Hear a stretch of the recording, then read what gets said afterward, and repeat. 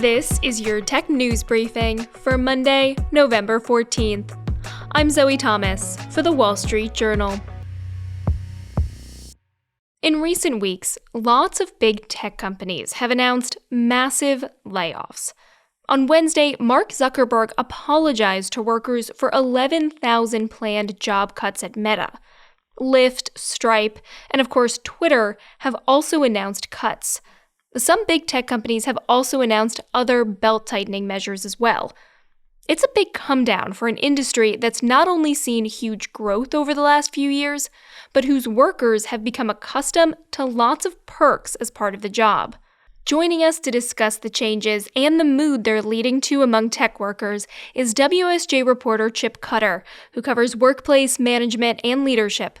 Hi, Chip. Thanks for joining me. Hi there. Thanks for having me.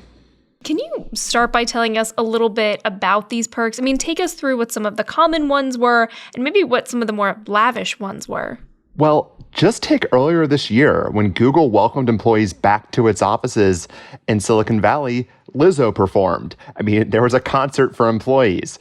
At Meta, the parent to Facebook and Instagram, there was once free laundry service. And so, tech employees for a long time have enjoyed really above market pay, plenty of equity, lots of free food on campuses, and all sorts of perks designed to just make them do their jobs in the most productive way possible, to give them what they need so they can focus on work. And we're starting to see a real shift here. Companies are getting more cautious about spending. They're emphasizing that workers need to be more productive, and there's a real mood shift across Silicon Valley. So we are seeing all of these announcements about layoffs. What kinds of workers, though, are actually losing their jobs? Well, it really varies. And so there have been some engineers and others who have lost their jobs. But what we've seen so far, it's been a lot of employees who might be in more, call them administrative roles. They might be doing marketing, for example, or in finance, whatever it might be. It really ranges. But tech recruiters have been telling us that it's typically those with technical talent, like engineers, like data scientists, are probably a little safer than those who might fill more corporate functions. Given how many people are losing their jobs, are there enough places for them to go? Well, the job market has remained really tight. This has been an economy where a lot of companies have been looking for technical talent for a long time. So there are plenty of big companies that still would like to hire from big tech. But we've heard from recruiters and others that there may not be enough startups, for example, that could absorb all of these employees in the market, that it may be a little bit more difficult. And so I think it sort of depends what happens over the next couple of months. But this is a job market that is changing, even though plenty of places would be happy to add additional engineers, would be happy to have program managers and data scientists and others in their companies. And so what I think this is doing is causing some people in tech to look elsewhere for roles. We've been hearing that some are considering perhaps industries that seem a little more stable, like financial services, for example, or something like logistics. Companies that may not have been on people's radar before, but now might be appealing in part because they still offer high cash pay, but they also maybe offer a little more stability right now. Do we know how those tech workers are going to feel being at these jobs? Because you mentioned they might have equivalent pay, but the perks, that was always a tech thing. Yeah, the perks may be a little bit different. One company I spoke with, it's Citizens Financial, it's a regional bank, and the chief information officer there told me that, we offer stability, we offer meaningful work, we have interesting projects. We do not offer ping pong tables or nitro cold brew. So there'd be an adjustment there.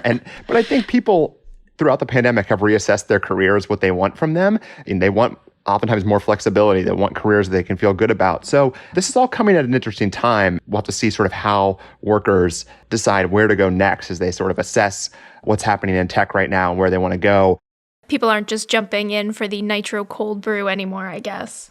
As nice as that is, as much as everybody loves cold brew, it's there's maybe more to consider. Let's talk a little bit more about that mood. Obviously, layoffs don't make anyone happy, but what kind of reactions are we seeing from the people who are losing their jobs? Well, there's real sadness out there. I mean, you see this in anonymous posts on the network Blind, people just saying this is just the start of what might be more to come. You see on social media networks like LinkedIn, people offering help to those who've been laid off. There have been layoff lists distributed. So a lot of people are trying to help in this moment.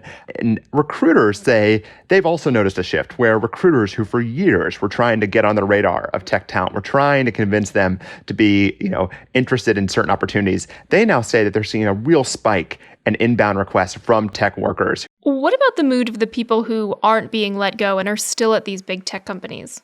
Well, that's always a real issue. I mean, it's those who remain sometimes feel that sort of survivor's guilt where they now are forced to manage teams or operate within teams that have fewer people. Perhaps there's questions about why some were laid off and others remain. It can take a real toll on morale inside companies. And I think that's a real issue that managers and executives and others will have to think through, because after a layoff, projects do change. Projects might have to be redistributed to other workers. It's all a lot to take in. And you've seen that already after a number of the big layoffs where workers are just saying it feels sad inside some of these companies. What about those perks for the people who remain at the big tech companies? I mean, the nitro cold brew, the free laundry, are these things still incentivizing them to stay at the big tech companies? Well, I think a lot of tech workers would say, they're at these companies primarily because they feel like they're doing interesting work and they feel like they're doing projects that help them grow. And of course, they are compensated for that. The pay and the stock, all of that is typically above what they might make in other industries. And so I think a lot of people want to remain in tech for these reasons. I think many are then just trying to figure out where in tech makes sense. Are there places where you could sort of work for the moment that feel a little more stable than others? Those very high compensations that tech workers got used to that were, from salaries, but also from, stock options, how are those being affected by the layoffs? Tech stocks are way down. People's net worth is tied up in the equity that they have in their company. And so a lot of tech workers have said they now are reassessing whether they want to take vacations, whether they want to perhaps sell a car, whatever it might mean. So this does have an effect. And what's interesting too is that some venture capital firms are advising employers to try to conserve cash as much as possible. And so that might mean not raising salaries as much in the future or trying to kind of keep pay flat. I think there are real questions about how people sort of fare in all this. All right, that's our reporter, Chip Cutter. Thanks for joining us, Chip. You're welcome. Thanks for having me. And that's it for today's Tech News Briefing.